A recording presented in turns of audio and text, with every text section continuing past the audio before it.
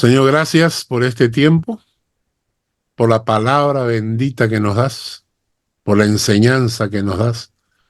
El día de hoy pedimos que nos guíes, Padre, que nuestra mente se abra para entender tu palabra, que nuestro espíritu sienta que estamos siendo edificados por tu palabra. Gracias en el nombre de Jesús. Amén y amén. Amén. Amén. Bueno, listo. Entonces repasamos rápidamente. Para que ustedes sepan, hemos estudiado hasta ahora, hemos estudiado 37 nombres diferentes de Jesús. Vamos a compartir 37 nombres diferentes de Jesús. Jesús, Emanuel, Mesías o también el Cristo, Hijo de Dios, Hijo del Hombre, el Nazareno, Cordero de Dios, el Verbo de Dios, Rey, Señor, Señor de señores, soberano de los reyes de la tierra, el Alfa y la Omega, el Todopoderoso, el Santo, el Justo, el Autor de la vida, Juez de vivos y muertos, León de la tribu de Judá, la estrella resplandeciente de la mañana, el abogado, nuestro abogado, autor y consumador de la fe, cabeza de la iglesia, admirable consejero, Dios fuerte, Padre eterno, príncipe de paz, el buen pastor, el deseado de todas las naciones, el escogido, el guiador, el hijo amado, el hijo de David, el hijo de Abraham, el hijo de Dios, el hijo del Altísimo, el hijo del hombre. Todo esto nosotros lo hemos estudiado la semana pasada, ya hemos terminado con estos 37 nombres de Jesús. El día de hoy vamos a estudiar, Dios mediante, vamos a estudiar 6 más y con eso vamos a terminar esta lección de los nombres de Jesús. Les había mencionado de que en realidad tenemos muchos nombres más. Tenemos casi 20 nombres más adicionales a los 37. En total son casi como 60 nombres. Hay unos que consideran que hay como 80, pero he cortado algunos que más que un nombre me parece un atributo, una descripción. Entonces, si sumamos 6 más, vamos a terminar estudiando 43 nombres diferentes y hay algunos nombres que no lo vamos a tocar, que se los dejo a ustedes para que ustedes lo puedan buscar, lo puedan estudiar por sí mismos, en fin. Así que nos vamos por un nombre que es muy llamativo para mí, está en Romanos capítulo 11, versículo 25 al 27. Mario, por favor, léelo tú. Romanos capítulo 11, versículos 25 al 27. ¿Listo? ¿Ya estamos? ¿Ya? Romanos, ya lo tengo.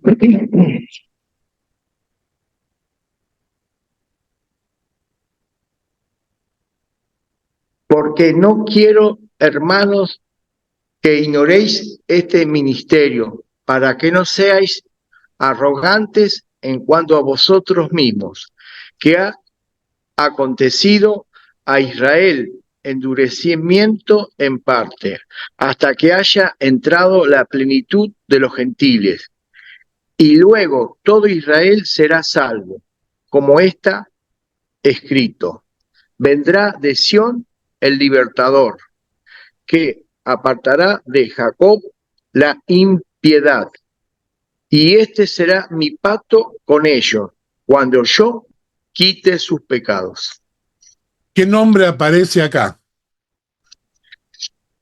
¿Encontraron el nombre? Libertador. Libertador. El libertador. Libertador. El término es riómenos. R-H-Y-O-M-E-N-O-S.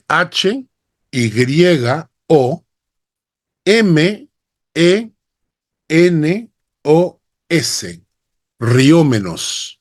¿Ya? Y es interesante porque esta palabra libertador significa en el griego una persona que te libera del dolor, del sufrimiento, de dificultades o de la muerte. O sea, tomen nota de estos 4 conceptos. El riómenos, el libertador, título que se le aplica a Jesús, es una persona que te libera de 4 cosas. Te libera de un dolor, te libera de un sufrimiento, te libera de dificultades o te libera de la muerte. Y esto para mí es tan interesante porque cuando una persona realmente tiene cercanía a Jesús, un contacto personal con Jesús, comienzas a dar testimonio de esto, ¿no? Comienzas a dar testimonio de cómo Dios te liberó, a veces de un dolor que no podías soportar, puede ser un dolor físico. A mí me pasó esto. Yo viajé a Lima hace un par de años atrás, en el 2020, fue la última vez que estuve en Lima. Han pasado ya casi 4 años y viajé teniendo un dolor a la ciática, que no podía ponerme en pie. Y fui invitado por Lucho García para predicar en Calvary. Y creo que fue un viaje anterior, me parece. Sí, creo que fue un viaje anterior. La cosa es que fuimos a predicar en Calvary, que quedaba en Monterrico, pero yo fui con el dolor de ciática, que no podía estar de pie más de 5 minutos porque se volvía insoportable. En el momento en que yo me paré, le pedí al Señor, le dije, Señor, voy a predicar, te pido que me quites el dolor. Me paré, fui al púlpito y luego estuve predicando durante 45 minutos y el dolor había desaparecido. El Señor nos libera de dolor, puede ser dolor del alma también, cuando fallece una persona querida o conocida, y muchas veces la gente te dice, ¿cómo puedes soportar un dolor tan grande? Y es que el amor de Dios está liberándote de ese dolor en una forma sobrenatural, ¿no? Liberar del dolor, liberar del sufrimiento, liberar de las dificultades o liberar de la muerte. Y a mí me gusta esto porque a veces cuando hablamos de Jesús, utilizamos siempre los mismos nombres, ¿no? Oramos a Jesús, oramos al Mesías, oramos al Cristo, oramos a nuestro Padre, oramos al Señor, a veces decimos el Todopoderoso. Quizás alguna vez deberíamos orar diciendo, Señor, tú, mi libertador.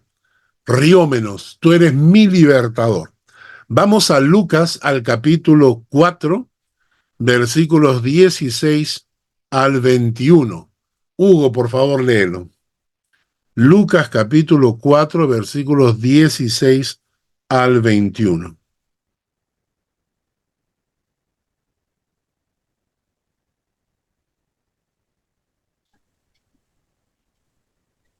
Lucas 4, 16, 21. Vino a Nazaret, donde se había criado, y en el día de reposo encontró en la sinagoga, conforme a su costumbre, y se levantó a leer. Y se le dio el libro del profeta Isaías, y habiendo abierto el libro, halló el lugar donde estaba escrito: El Espíritu del Señor está sobre mí, por cuanto me ha ungido para dar buenas nuevas a los pobres. Me ha enviado a sanar a los quebrantados de corazón, y a pregonar libertad a los cautivos y vista a los ciegos, a poner en libertad a los oprimidos, a predicar el año agradable del Señor. Y arrollando el libro, lo dio al ministro y se sentó, y los ojos de todos en la sinagoga estaban fijos en él. Y comenzó a decir: hoy se ha cumplido esta escritura delante de vosotros. Interesante, ¿no? O sea, Jesús está en la sinagoga, están leyendo una porción del libro de Isaías, del profeta Isaías, ¿no? Y entonces Jesús mismo, dice acá, vino a Nazaret donde se había criado, y en el día de reposo entró en la sinagoga, conforme a su costumbre, y se levantó a leer. O sea, Jesús se levantó a leer. Y le dieron el libro del profeta Isaías.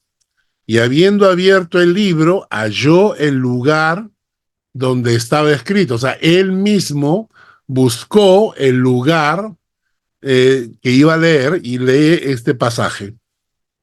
El Espíritu del Señor está sobre mí, por cuanto me ha ungido para dar buenas nuevas a los pobres. Me ha enviado a sanar a los quebrantados de corazón, a pregonar libertad a los cautivos y vista a los ciegos, a poner en libertad a los oprimidos y a predicar el año agradable del Señor. Y el mismo Jesús, enrollando el libro, se lo dio al ministro, se sentó, y los ojos de todos en la sinagoga estaban fijos en él, y Jesús comienza a decirles y les dice: hoy se ha cumplido esta escritura delante de vosotros. Lo que Jesús está diciendo es: el Espíritu del Señor está sobre mí, por cuanto me ha ungido para dar buenas nuevas a los pobres y me ha enviado. Y entonces él dice, pues hoy día se cumplió. O sea, soy yo soy el enviado, ¿no? Entonces yo me imagino la cara de la gente en ese momento. Él se estaba atribuyendo que la profecía de Isaías era para él. Pero lo interesante es que esta profecía incluye, por ejemplo, dice, me ha enviado a sanar a los quebrantados de corazón. El texto en Isaías, que está en Isaías 61, versículo 1, dice, me ha enviado a vendar a los quebrantados de corazón. Y me encanta esa expresión, ¿no?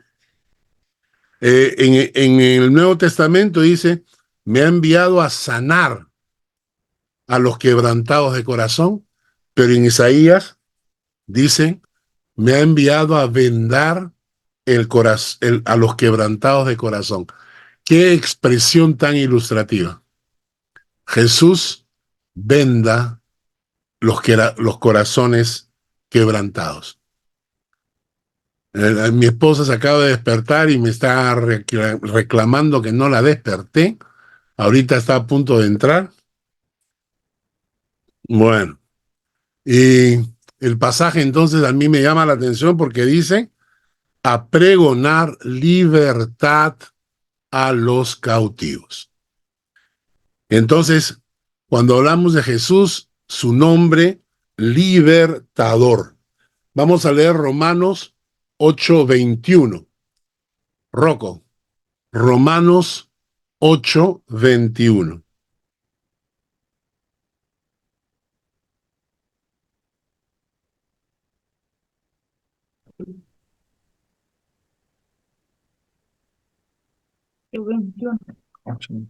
Yo le puse amor. Pues también la creación misma será liberada de la esclavitud de corrupción, para así alcanzar la libertad gloriosa de los hijos de Dios. ¿Han pensado en esa Porque frase? sabemos que todo... Ahí nomás, el 21. Okay. A la libertad gloriosa de los hijos de Dios. Jesucristo, nuestro libertador, nos libera del dolor, del sufrimiento, de las dificultades, de la muerte. Y dice el texto que Él mismo, la creación misma será libertada de la esclavitud de corrupción y va a pasar a la libertad gloriosa de los hijos de Dios. Qué bonito, ¿no? ¿Ok?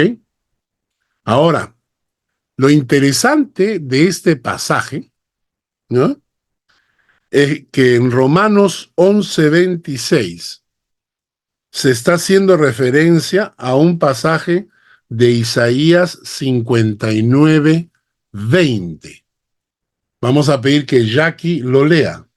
Es decir, cuando Pablo menciona el pasaje de Romanos 11:26, cuando dice: y luego todo Israel será salvo, como está escrito, vendrá de Sión el libertador, que apartará de Jacob la impiedad. El pasaje paralelo es el pasaje de Isaías, capítulo 59, versículo 20. Jackie, por favor, léelo.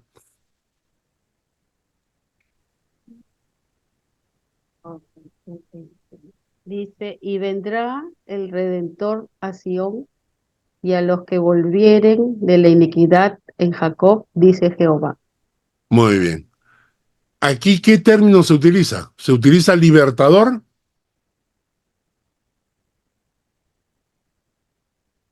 ¿Qué término se usa? Utiliza redentor. Redentor.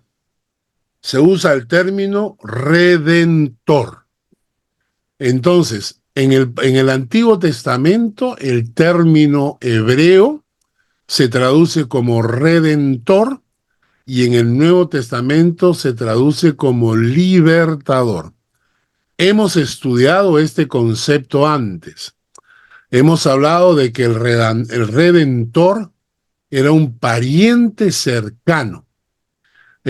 Cuando alguien había caído en desgracia financiera y su familia corría peligro porque no tenían dinero para pagar deudas o para comprar comida, entonces hay una costumbre que era ir y entregarse, ofrecerse como siervo de algún potentado, alguien que tuviera el dinero. Entonces el potentado pagaba tu deuda y tú trabajabas para él en forma gratuita. Durante el tiempo que tú trabajabas para él te proveía de vivienda y te proveía de comida, pero no te proveía de sueldo. Entonces, en realidad, te convertías en un siervo eterno, ¿no? Porque no recibías ningún tipo de pago. Entonces, la mejor manera, la única manera para salvarte de esa situación era que un pariente cercano que te quería llegaba a donde el amo que tenía poder sobre ti y le ofrecía comprarte. Y entonces transaban en cierto precio. Y entonces el hombre decía, bueno, este siervo, yo he pagado tanto por él y cuesta tanto. Liberarlo cuesta tanto. Y a eso se le llamaba el pariente redentor. Entonces, cuando la Biblia menciona que Jesús es nuestro libertador, al mismo tiempo está diciendo que Jesús es nuestro redentor.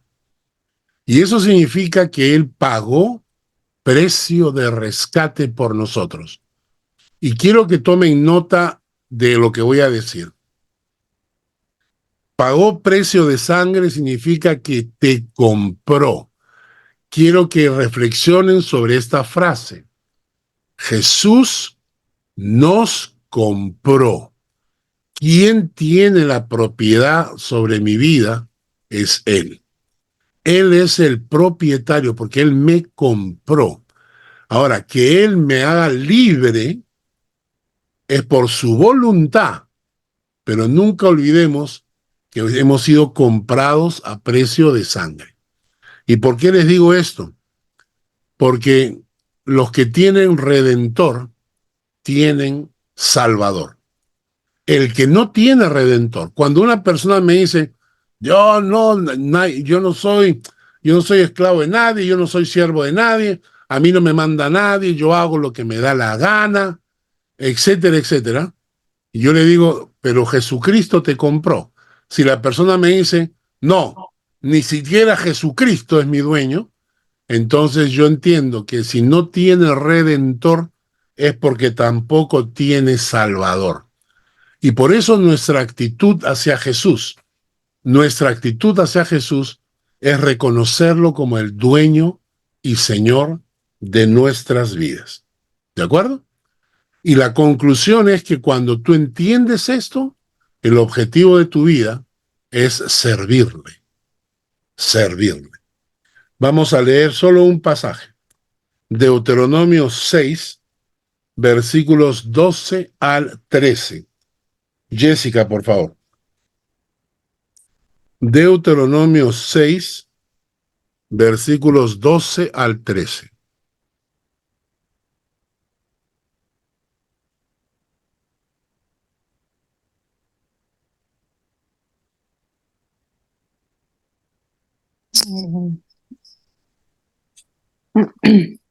Cuídate de no olvidarte de Jehová, que te sacó de la tierra de Egipto, de casa de servidumbre.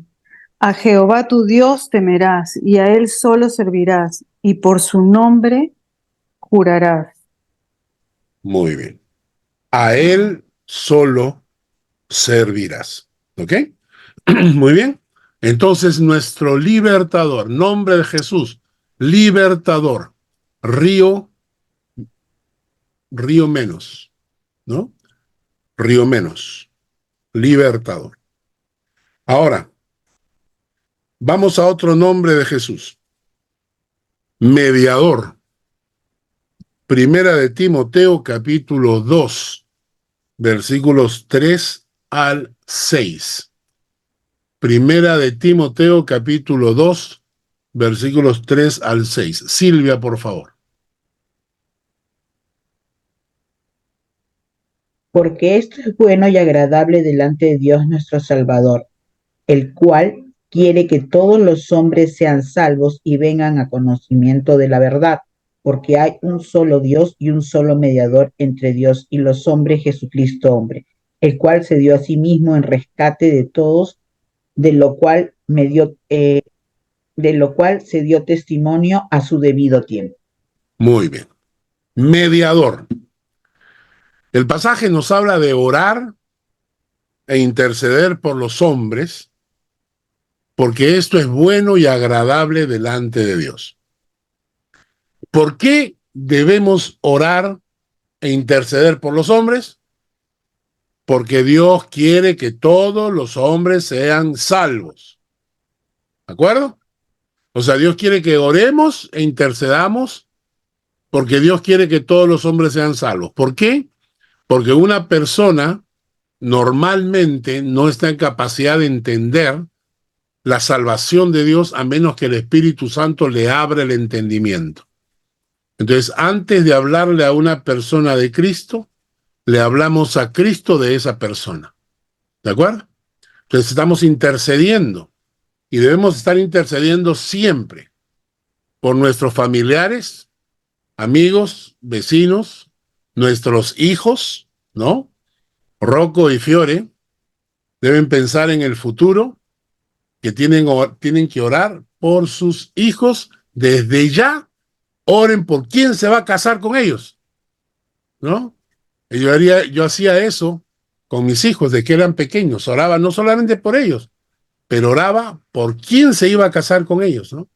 Entonces, estamos estar intercediendo por familiares, por amigos, por vecinos, por parientes. ¿Por qué?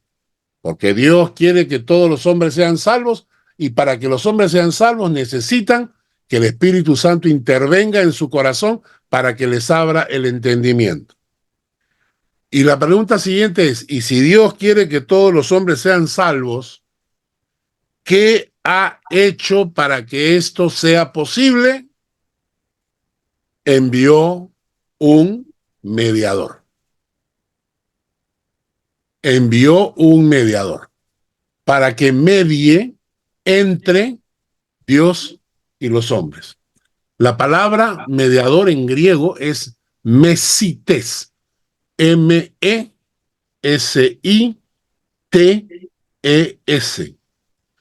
y significa un negociador que actúa como un enlace entre dos partes. Me gusta esa definición. Jesucristo es el mediador, es el negociador. Jesucristo es el negociador que actúa como un enlace entre Dios y los hombres. Esa frase hay que memorizarla. Jesucristo es un negociador que actúa como un enlace entre Dios y los hombres. Rocco ha levantado la mano.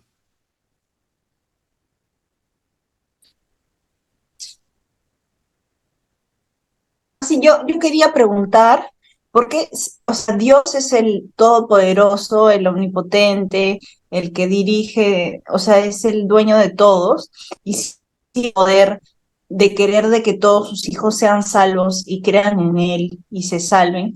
¿Por qué aún así no todos creen? Porque Dios, cuando creó al hombre, lo creó con libre albedrío.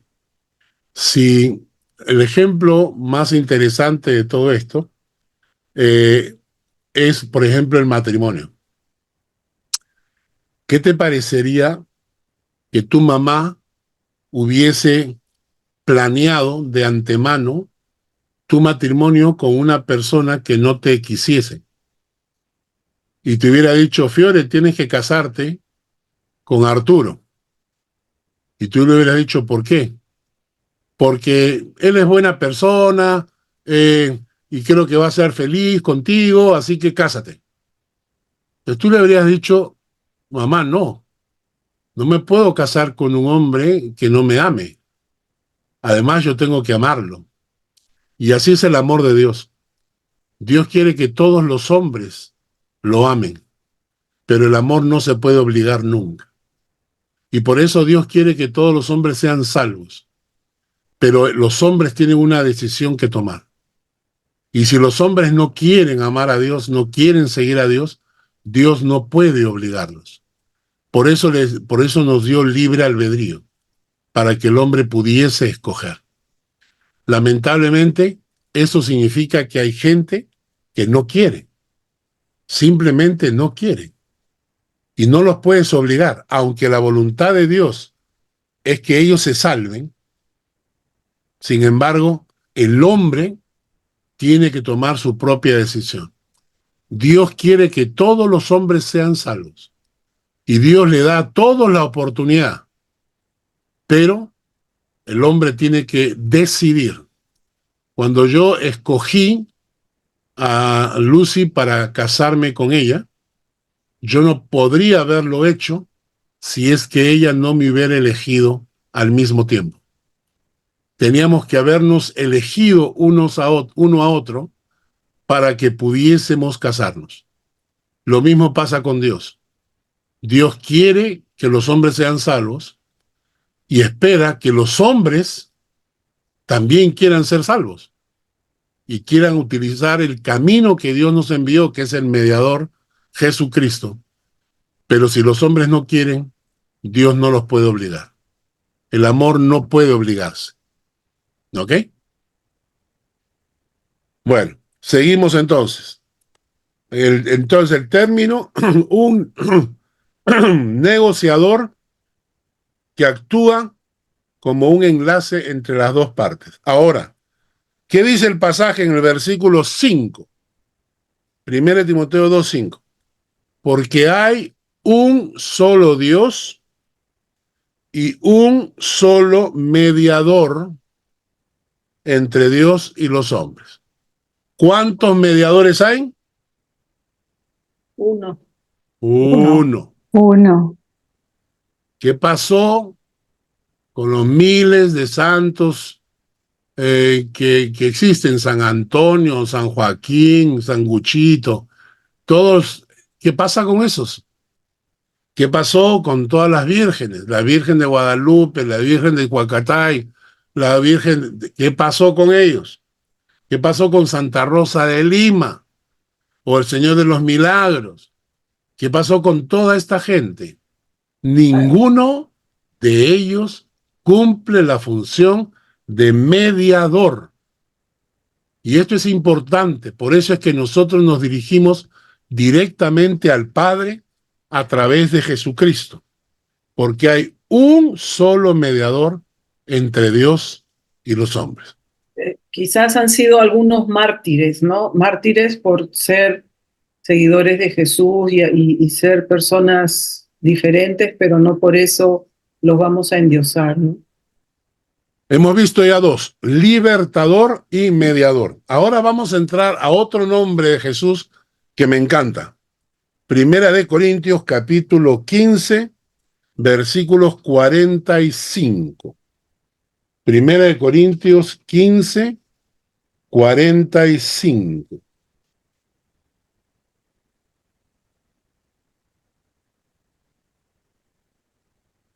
Vamos a pedir que Carlos Guerrero lo lea, por favor.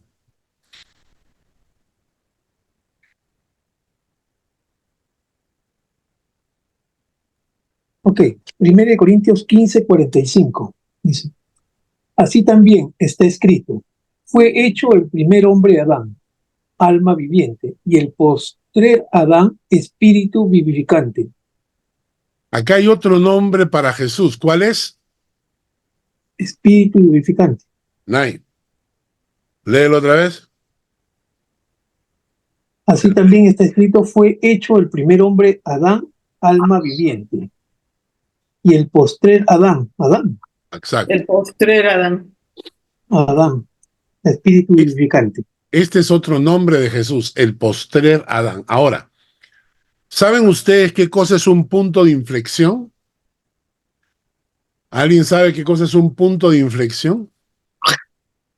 A ver. Donde se rompe. Cuando se rompe. Punto de cambio. Un punto de cambio.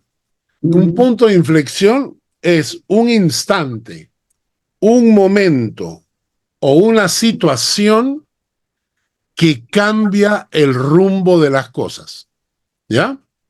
Punto de inflexión.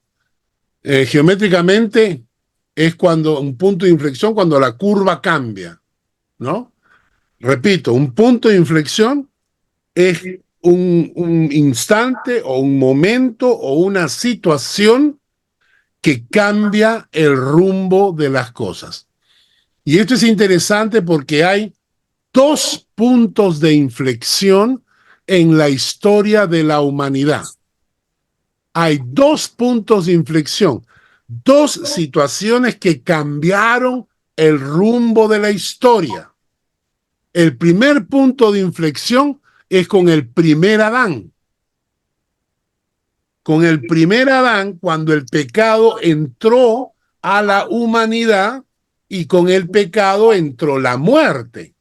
Antes de la caída de Adán no había muerte. No conocían la muerte. Era un factor que no se conocía. Entonces, con el primer Adán, con la caída de Adán, con el ingreso del pecado en la naturaleza humana, es el primer punto de inflexión cuando entra la muerte para ser parte de la naturaleza humana. El segundo punto de inflexión es cuando aparece el postrer Adán. El primer Adán, punto de inflexión 1, el postrer Adán, punto de inflexión 2. Cuando la salvación y el perdón trajeron vida y resurrección a la humanidad. ¿Por medio de quién? Por medio de Jesús. ¿Entienden? por medio de Jesús. Entonces, por medio de Jesús, el postrer Adán se le llama, entró, es el segundo punto de inflexión. Por uno entra el pecado y la muerte, y por el otro entra la vida y la resurrección. Vamos a leer 1 Corintios capítulo 15, versículos 21 y 22. Chiqui, por favor, léelo. 1 Corintios 15, versículos 21 al 22. Porque por cuanto la muerte entró por un hombre, también por un hombre de la resurrección de los muertos. Porque así como Adán todos mueren, también en Cristo todos serán vivificados. ¿Se dieron cuenta?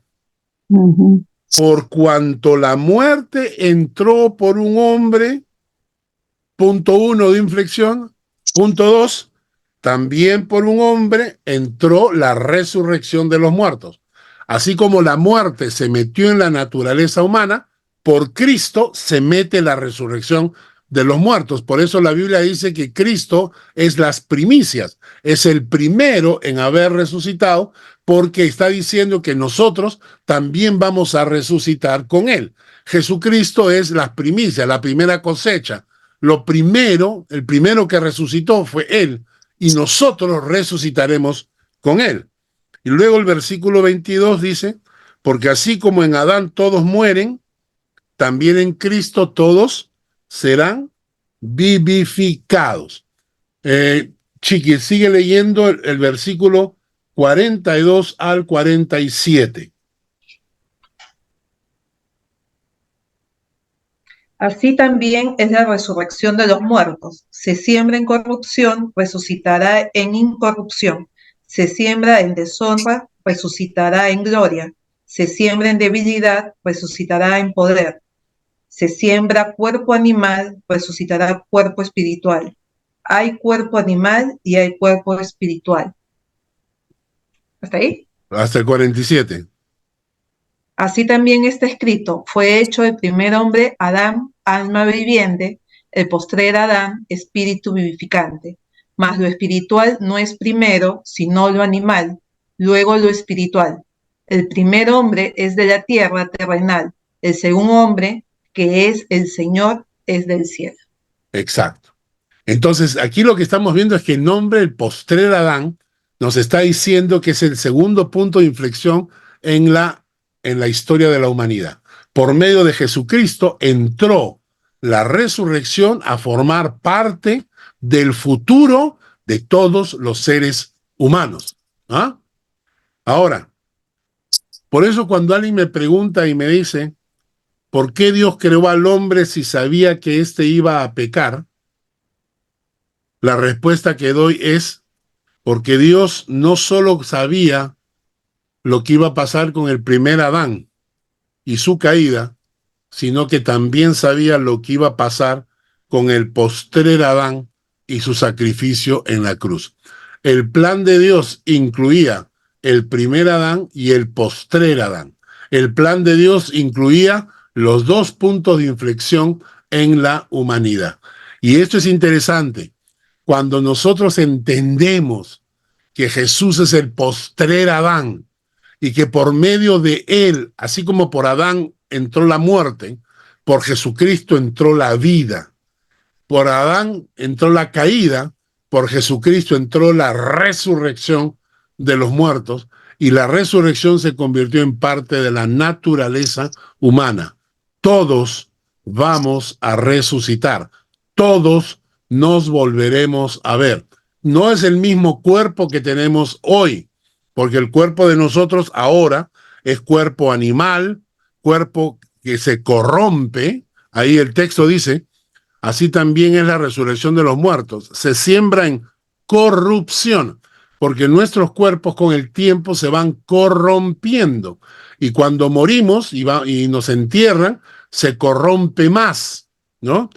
Pero resucitará en incorrupción. Se siembra en deshonra y resucitará en gloria. Se siembra en debilidad, resucitará en poder. Se siembra cuerpo animal, resucitará cuerpo espiritual. ¿Cómo será el cuerpo? Fácil. Hay que pensar cómo era el cuerpo de Cristo, resucitado. ¿Cómo habrá sido el cuerpo de Cristo resucitado? Los apóstoles pudieron ver y tocar ese cuerpo, pero por el otro lado podía atravesar paredes, sin no necesitaba que le abrieran la puerta. Entonces, ¿cómo será?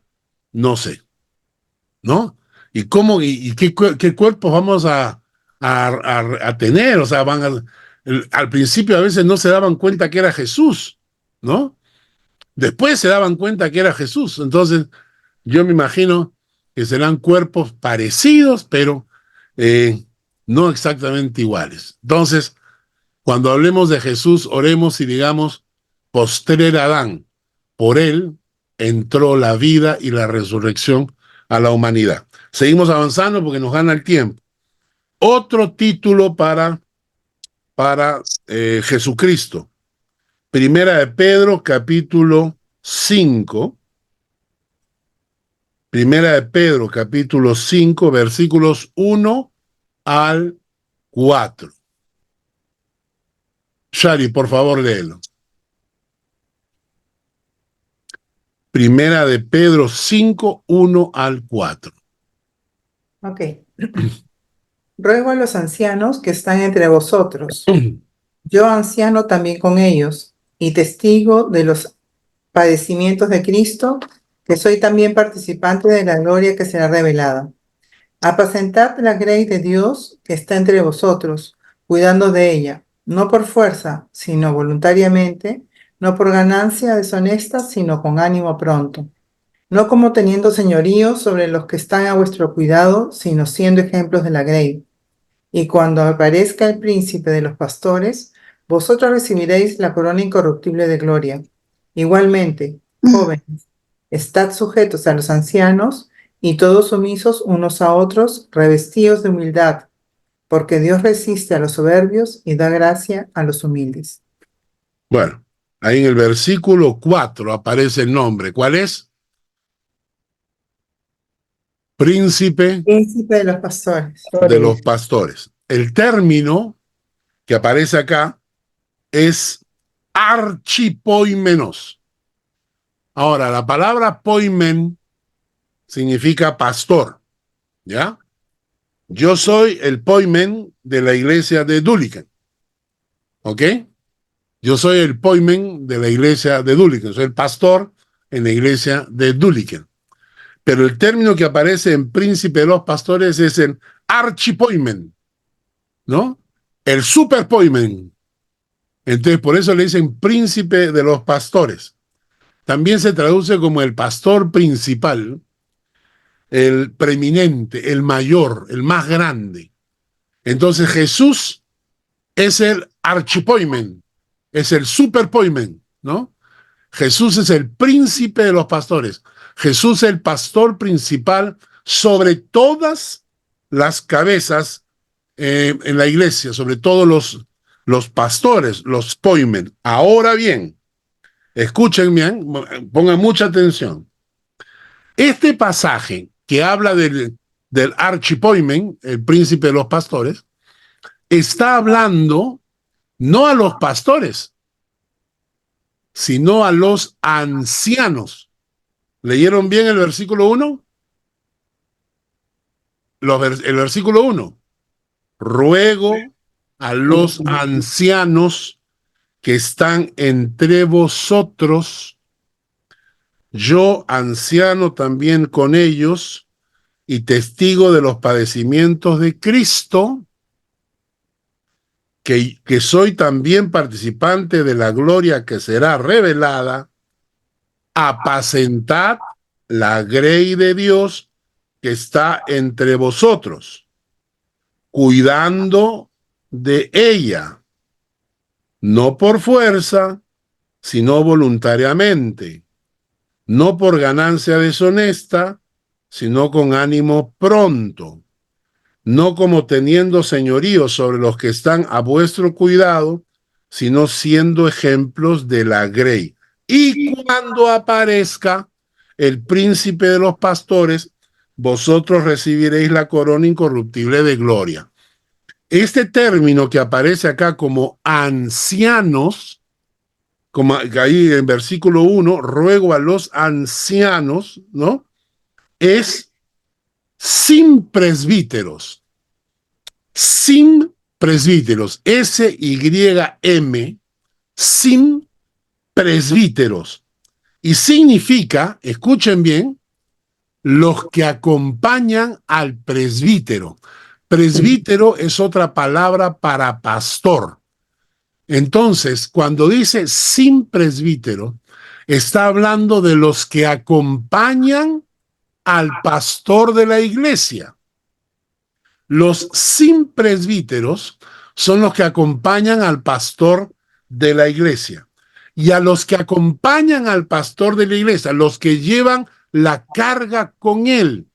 El pastor en la iglesia tiene una función y a su alrededor tiene un equipo de sin presbíteros, un equipo de ancianos, un equipo de líderes, un equipo de personas que lo acompañan y que llevan la carga con él, ¿no? Y a estos sin presbíteros, que aquí aparece la palabra anciano, ¿no? Les dice, ustedes, los sin presbíteros, ustedes que acompañan al pastor, apacienten la grey de Dios que está entre vosotros, cuidando de ella. No por fuerza, sino voluntariamente. No por ganancia deshonesta, sino con ánimo pronto. No como teniendo señorío sobre los que están a vuestro cuidado, sino siendo ejemplos de la grey. Y a estos ancianos, a estos líderes que acompañan al pastor en su ministerio, les dice, y cuando aparezca el archipoimenos, cuando aparezca el superpastor, el pastor principal, cuando aparezca el príncipe de los pastores, ustedes, los ancianos, recibirán la corona incorruptible de gloria. Me encantó esto porque toda la vida yo he pensado que este pasaje hablaba de los pastores, hasta que preparando el estudio para el día de hoy descubrí este término. Esto no está hablando de los pastores, sino está hablando de la gente, de los ancianos, de los líderes que acompañan al pastor y les está entregando a ellos la responsabilidad de apacentar la grey de Dios, de cuidar la grey de Dios, y le describe no por fuerza, sino voluntariamente, no por ganancia deshonesta, sino con ánimo pronto, no teniendo señorío sobre los que están a vuestro cuidado, sino siendo ejemplos a la grey. Y les promete a ellos, les promete que cuando aparezca él, recibirán su corona incorruptible de gloria. En nuestra iglesia le llamamos junta directiva.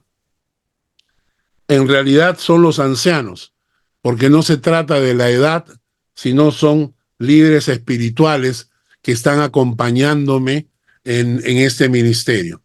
Y me encantó este pasaje, pensando en la gente en mi iglesia, que son los cispresbíteros, ¿no? Que acompañan al pastor en su ministerio. Hugo, Janet, Mónica, Tania, Rosa, Luis Carlos, Daniel, Claudia, todos ellos están en la iglesia y ustedes son los sin presbíteros. Ustedes que me acompañan en el ministerio, los que están a mi lado. Entonces a ustedes, Dios les está diciendo, ustedes también, a ustedes les toca cuidar de la grey de Dios, cuidar de ella, y cuando aparezca el archipastor, Jesucristo, ustedes van a recibir su corona de gloria.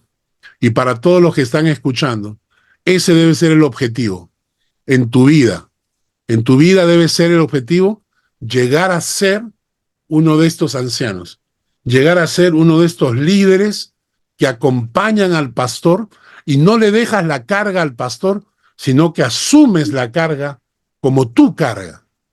Yo estoy en esta iglesia y no estoy acá solamente para asistir, estoy acá para cuidar de la iglesia, cuidar de la grey de Dios.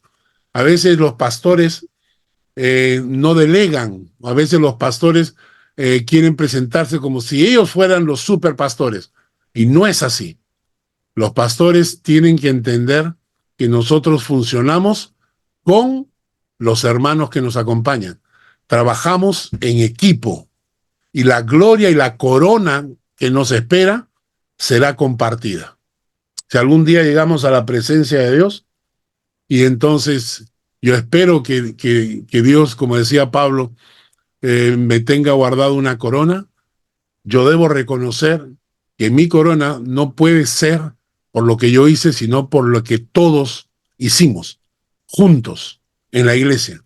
Y cuando la iglesia lo entiende y cuando los pastores lo entienden, aman a la gente que los acompaña, como yo amo a la gente de mi iglesia. Realmente me ha tocado un privilegio tremendo.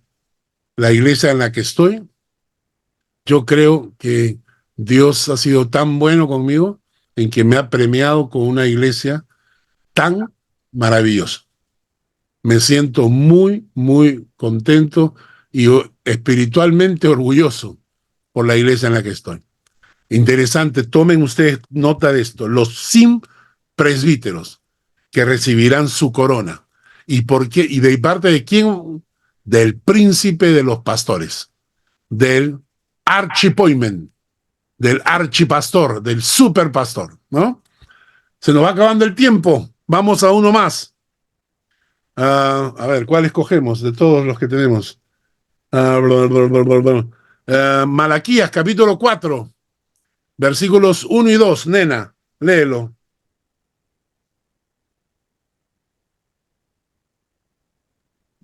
Ok, Malaquías 4 4, versículos 1 y 2. dice, porque he aquí viene el día ardiente como un horno, y todos los soberbios y todos los que hacen maldad serán estopa. Aquel día que vendrá los abrazará, ha dicho Jehová de los ejércitos, y no les dejará ni raíz ni rama. Mas a vosotros, los que teméis mi nombre, nacerá el sol de justicia, y en sus alas traerá salvación, y saldréis y saltaréis como becerros de la manada. Qué interesante el nombre de aquel. No, yo estoy seguro que creo que ninguno de ustedes sabía que a Jesús se le llama el sol de justicia. En el versículo 7, mas a vosotros los que teméis mi nombre, nacerá el sol de justicia, y en sus alas traerá salvación. Interesante porque Malaquías acá profetiza dos cosas. Malaquías profetiza el día del juicio de Dios, y dice, porque aquí viene el día ardiente como un horno, y todos los soberbios y todos los que hacen maldad serán estopa. Aquel día que vendrá los abrazará, ha dicho Jehová de los ejércitos, y no les dejará ni raíz ni rama. Esa es una profecía del día del juicio de Dios, escrita en forma poética. Pero luego dice, en el versículo 2, mas a vosotros, los que teméis mi nombre, mas a vosotros, los que teméis mi nombre, nacerá el sol de justicia. Qué bonita forma de llamarlo a Jesús. Nacerá el sol de justicia. Y en sus alas traerá salvación. Jesús trajo salvación. Y saldréis y saltaréis como becerros de la manada, porque también trae gozo. Y Jesús, el sol de justicia, ilumina nuestro corazón, nos trae salvación y nos trae gozo. Y nunca habíamos pensado utilizar este término para Jesús, ¿no? El sol de justicia. En el Salmo 84, versículos 11 y 12, Mónica, por favor, léelo. Salmo 84, versículos 11 y 12.